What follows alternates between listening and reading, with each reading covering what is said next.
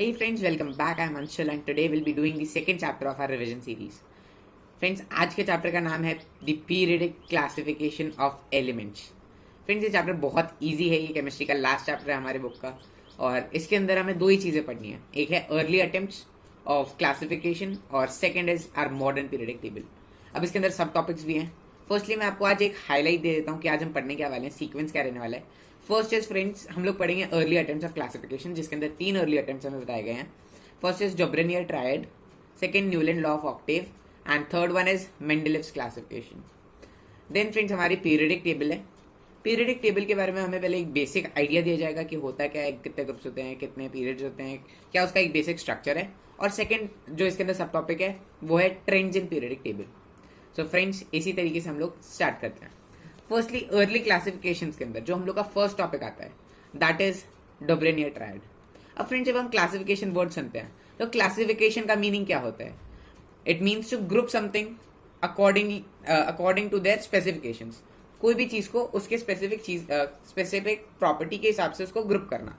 कोई भी 3-4 चीजें, जैसे कि आपको बॉटल्स दिए हैं, पेन दिए हैं और आपको वॉच दिए हैं, स्मार्ट वॉच या नॉर्मल वॉचेस भी. उसको आप क्लासिफाई करोगे कैसे कि ये बॉटल है, चाहे वो बॉटल स्टील की हो, प्लास्टिक की हो, किसी की भी, it is a bottle.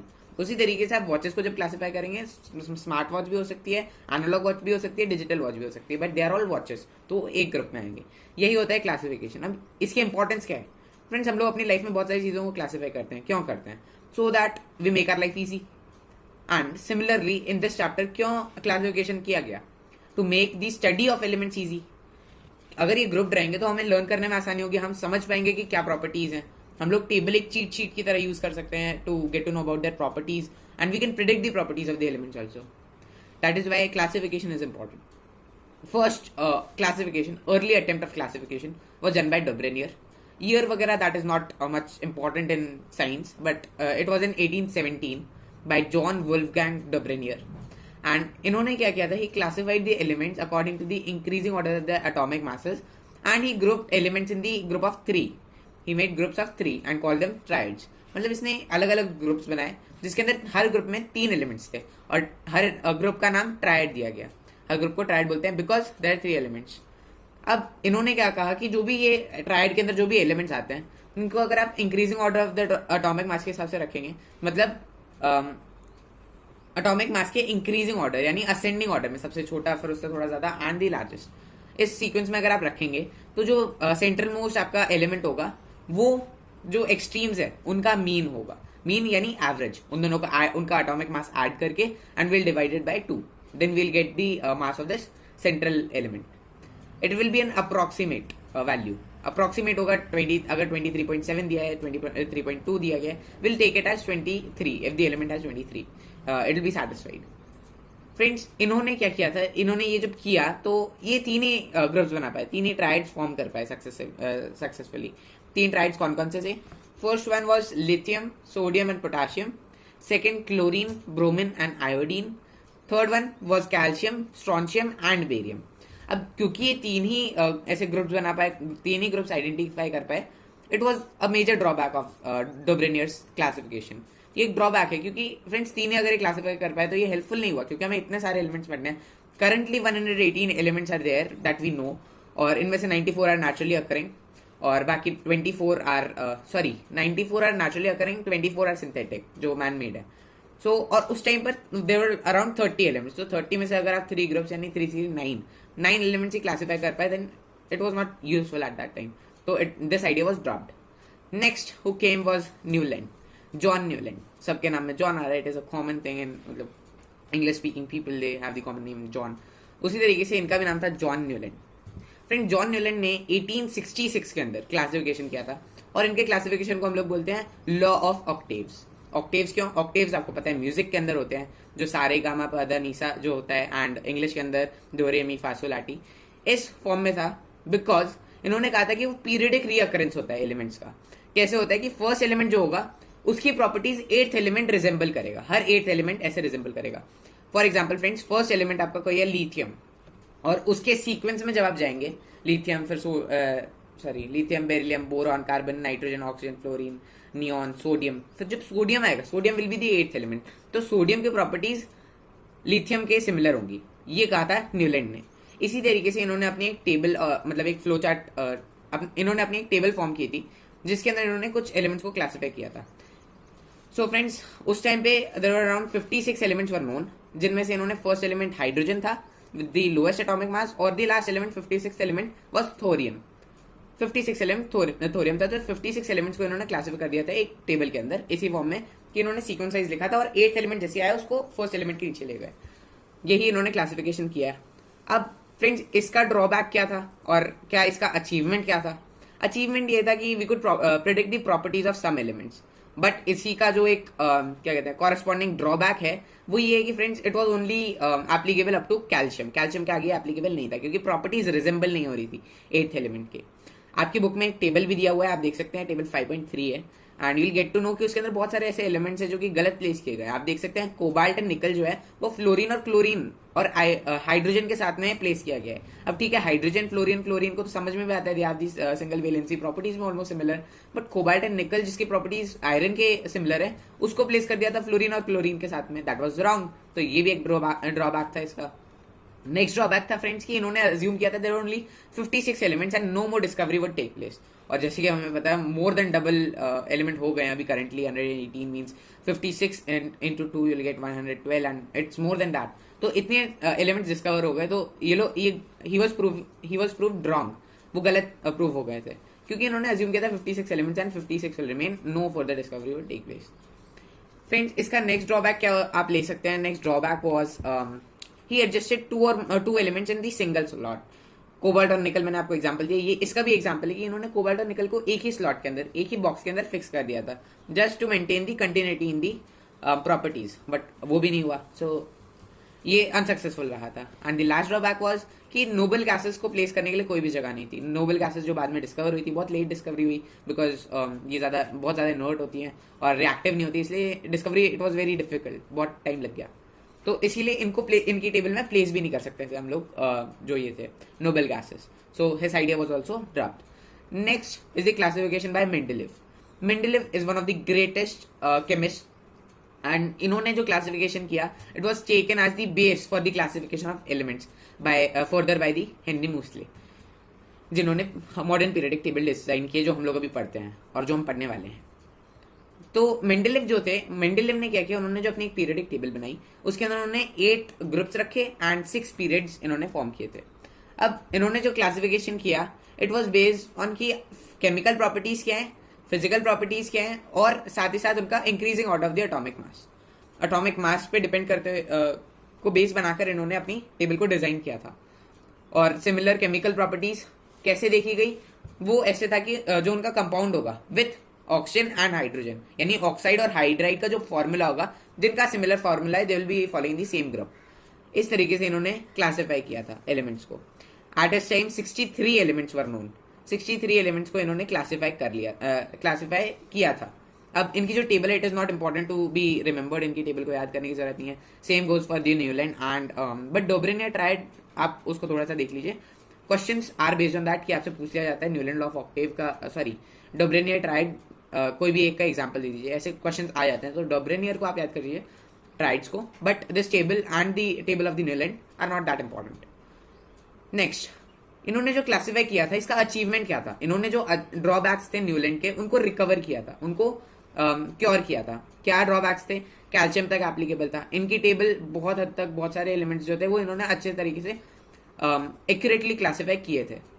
Next, Newland का ड्रॉबैक था कि noble gases could not be placed in Mendeleev's periodic table. We could place the noble gases which were discovered later, even after the Mendeleev, but we could place them in a separate group in the periodic table without disturbing the locations of the other elements.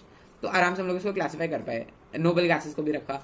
Then next, इनका जो drawback थे, बाकी Newland के और भी drawbacks थे, जैसे कि डिस्कवरी के एलिमेंट की डिस्कवरी होगी, एलिमेंट्स की नहीं होगी। मेंडलीव ने क्या किया था, इन्होंने बोल्डली प्रेडिक्ट भी किया कि क्या प्रॉपर्टीज मतलब new elements would be discovered, और जो न्यू एलिमेंट डिस्कवर होंगे उनके इन्होंने इनको नेम भी दे दिया था। एंड नेम्स 3 एलिमेंट्स जैसे कि हमें पता है, एका बोरॉन, एका सिलिकॉन एंड एका एल्यूमिनियम। ये 3 एलिमेंट इन्होंने एका मीन्स एक संस्कृत न्यूमेरल है, ये एका यूज किया था which means 1, and he added this to the preceding element in the group. मतलब जो भी एलिमेंट है, जैसे कि सिलिकॉन फॉर एग्जांपल, सिलिकॉन के ग्रुप में नीचे, सिलिकॉन के जस्ट नीचे आता है जर्मेनियम। तो जर्मेनियम को स्पेसिफाई करने के लिए इन्होंने एक का सिलिकॉन वर्ड यूज किया था। उसी तरीके से एल्यूमिनियम के नीचे आता है गैलियम, तो उसके लिए इन्होंने यूज किया था ए का एल्यूमिनियम। अब बोरॉन का थोड़ा सा लोकेशन अलग है, बोरॉन ग्रुप 13 के अंदर है, एंड वहीं स्टैंडियम यानी ए का बोरॉन जो फर्दर आगे डिस्कवर हुआ था वो ग्रुप 3 के अंदर है। ये एक थोड़ा सा डिफरेंस है, otherwise the other two were fine. बाकी दोनों की properties were also almost similar. Chemical मतलब केमिकल रिएक्टिविटी इन्होंने प्रिडिक्ट की थी, and those came to be correct in the further experiments. अब इनके भी कुछ लिमिटेशंस थे that needed to be cured. अब दिक्कत क्या थी, इनके 3 मेजर ड्रॉबैक्स थे मेंडेलिव के। मेंडेलिव ने जो क्लासिफिकेशन किया था, he could not classify hydrogen and isotopes. Isotopes और हाइड्रोजन को ढंग से क्लासिफाई नहीं कर पाए थे। इनका लोकेशन जो है उसको अच्छी तरीके से फिक्स नहीं कर पाए थे। What was the reason for hydrogen first? Hydrogen क्या है फ्रेंड्स, उसकी वैलेंसी 1 होती है। आपको पता है सिंपलेस्ट जो एटम है वो हाइड्रोजन का होता है। एक न्यूक्लियस होता है सेंटर में, न्यूक्लियस के अंदर एक प्रोटॉन होता है, फिर एक सिंगल शेल होता है, के शेल होता है, के शेल के अंदर एक इलेक्ट्रॉन होता है। तो इसकी वैलेंसी 1 है। अभी 1 गेन भी कर सकता है क्योंकि इसमें मैक्सिमम कैपेसिटी 2 है। एक गेन भी कर सकता है और ये सिंगल लूज करके अल्फा पार्टिकल, यानी alpha not alpha particle but it can form a hydrogen ion, positive ion form कर सकता है ये, और नेगेटिव भी फॉर्म कर सकता है। तो इसीलिए ये हैलोजेंस को भी रिजेंबल करता है और एल्कलाइन मेटल्स को भी।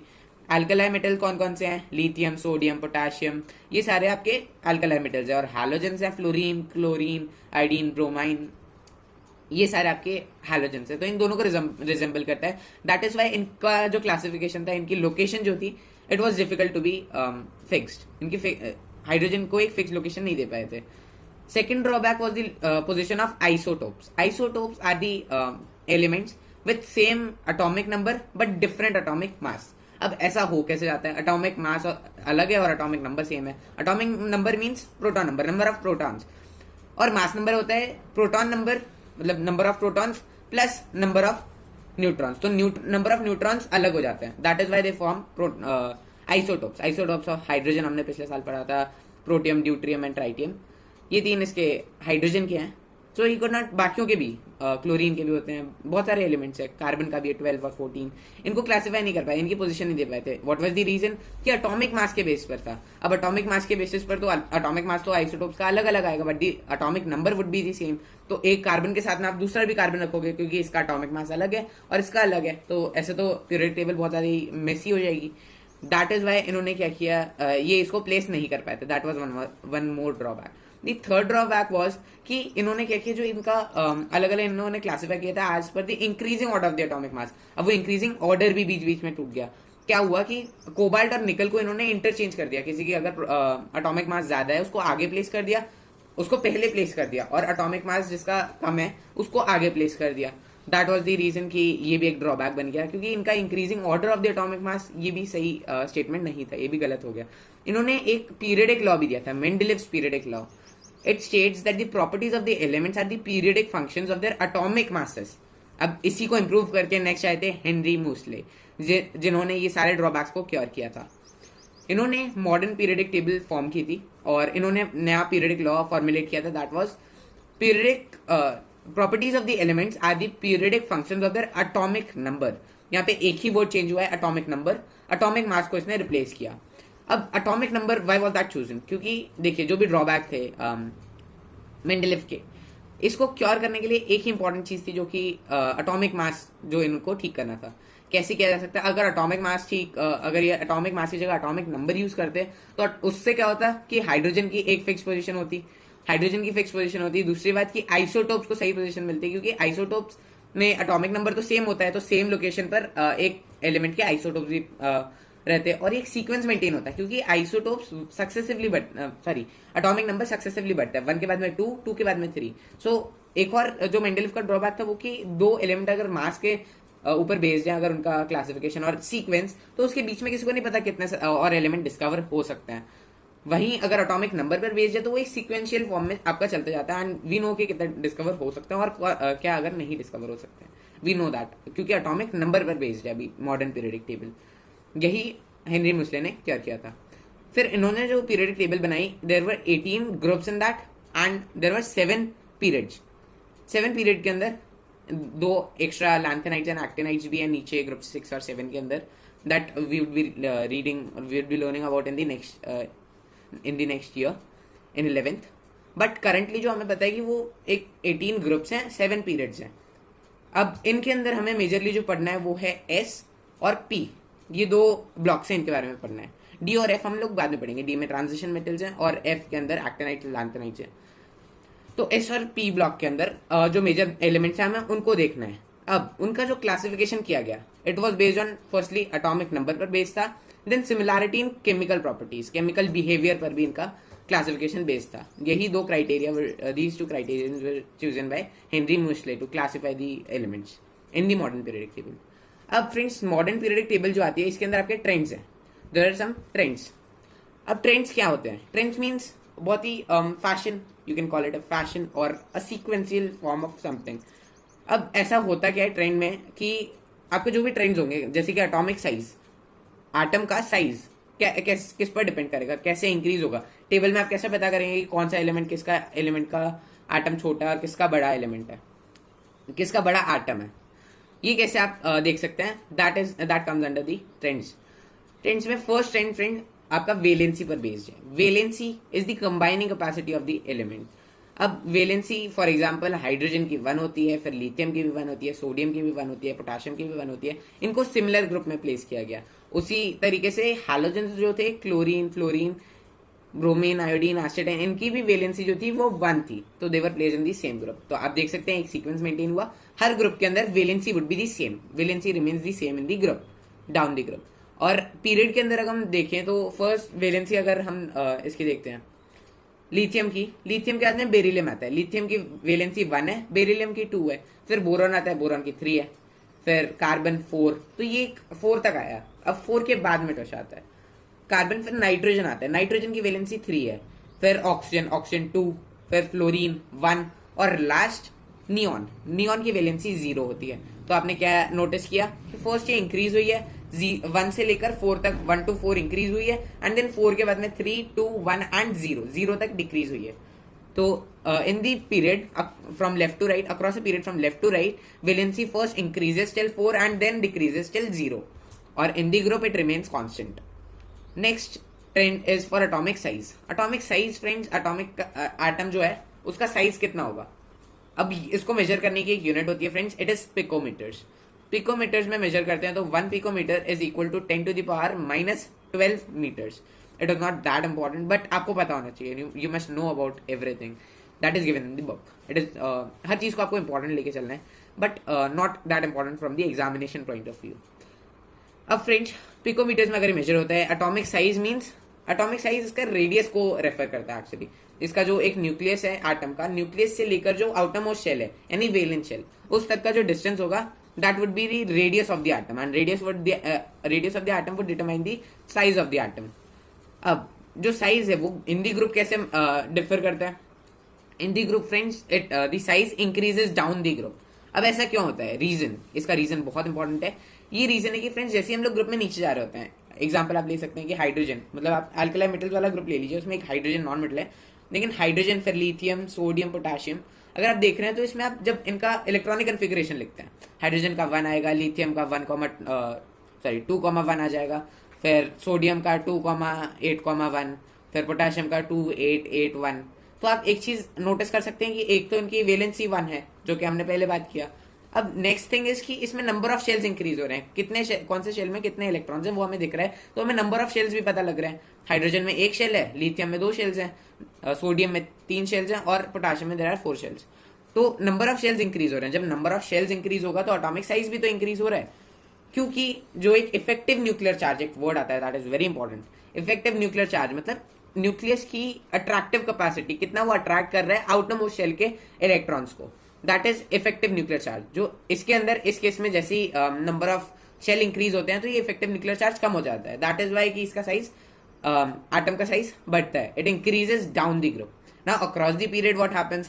Across the period friends, the this atomic size it decreases across the period from left to right. अब why did that happen like that? Group में तो आपका सेम ग्रुप में आपका इंक्रीज हुआ एंड पीरियड में डिक्रीज हो रहा है. Why is it that way? ऐसा है फ्रेंड्स बिकॉज जब भी आप लिथियम एग्जाम्पल के साथ में it is better to understand lithium से अगर आप बेरिलियम में गए, beryllium then boron carbon nitrogen oxygen fluorine. अब इसमें आप क्या नोटिस करते हैं कि the number of electrons in the outer most shell increase. Firstly lithium में एक इलेक्ट्रॉन है, एक वैलेंस इलेक्ट्रॉन है, बेरिलियम में there are 2, boron 3, carbon 4, nitrogen 5, 6 and 7 then. So friends across the period क्या होता है, जैसे कि अगर हम लोग के वैलेंस इलेक्ट्रॉन अगर इंक्रीज हो रहे हैं तो जो नेट न्यूक्लियर चार्ज होगा एक एटम पर वो इंक्रीज हो जाएगा, तो आउटर मोस्ट शेल जो है वो ज्यादा पास में आएगा न्यूक्लियस के। सो ज्यादा पास में आने से व्हाट हैपेंस इज कि जो साइज है, रेडियस है एटम का, वो डिक्रीज हो जाता है, leading to the decrease in the atomic size.